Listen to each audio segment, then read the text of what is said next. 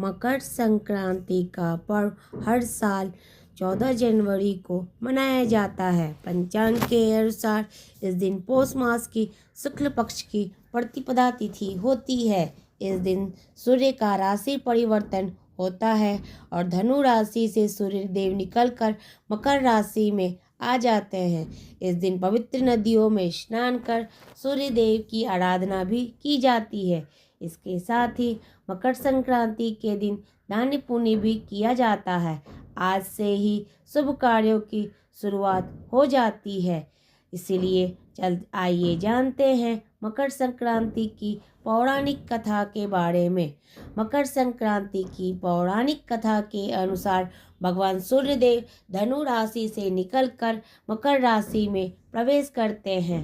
मकर राशि के स्वामी शनिदेव हैं, इसलिए यह कहा जाता है कि मकर में प्रवेश कर सूर्यदेव अपने पुत्र से मिलने आते हैं। राजा सागर ने अश्वमेध यज्ञ का अनुष्ठान किया और अपने अश्व को विश्व विजय के लिए छोड़ दिया। इंद्रदेव ने उसी अश्व को छल से कपिल मुनि के आश्रम में बांध दिया। जब कपिल मुनि के आश्रम में राजा सागर के 60,000 पुत्र युद्ध के लिए पहुँचे और उनको अपशब्द कहा, तब कपिल मुनि ने श्राप देकर उन सबको भस्म कर दिया। राजकुमार अंशुमान राजा सागर के पोते ने कपिल मुनि के आश्रम में जाकर उनकी विनती की और अपने बंधुओं के उद्धार का मार्ग पूछा।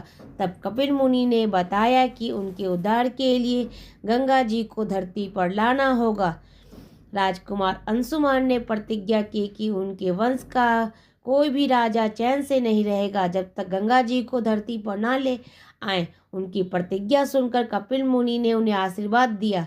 राजकुमार अंशुमान ने कठिन तप किया और उसी दौरान अपनी जान दे दी। भागीरथ राजा दिलीप के पुत्र और अंशुमान के पुत्र थे। राजा भागीरथ ने कठिन तप करके गंगा जी को प्रसन्न किया और उन्हें धरती पर लाने के लिए मनाया।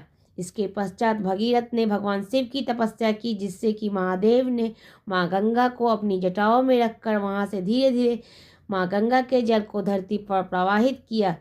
भागीरथ की कठिन तपस्या से महादेव प्रसन्न हुए और उन्हें इच्छित वर दिया। इसके बाद माँ गंगा महादेव की जटा से समाहित होकर धरती के लिए प्रवाहित हुई। भागीरथ माँ गंगा को रास्ता दिखाते हुए कपिल मुनि के आश्रम में गए, जहाँ पर उनके पूर्वजों की राख उद्धार के लिए प्रतीक्षारत थी। माँ गंगा के पावन जल से भगीरथ के पूर्वजों का उद्धार हुआ। इसके बाद माँ गंगा सागर में मिल गई। जिस दिन माँ गंगा कपिल मुनि के आश्रम में पहुंची, उस दिन मकर संक्रांति का दिन था। इस कारण मकर संक्रांति के दिन श्रद्धालु गंगा सागर में स्नान करने और कपिल मुनि के आश्रम में दर्शन करने के लिए एकत्रित होते हैं। मकर संक्रांति के दिन ही भगवान विष्णु ने असुरों का अंत किया था एवं उन असुरों के सिरों को मंदार पर्वत में दबा दिया था। इस तरह से यह मकर संक्रांति का दिन बुराइयों और नकारात्मकता को खत्म करने का भी दिन कहा जाता है।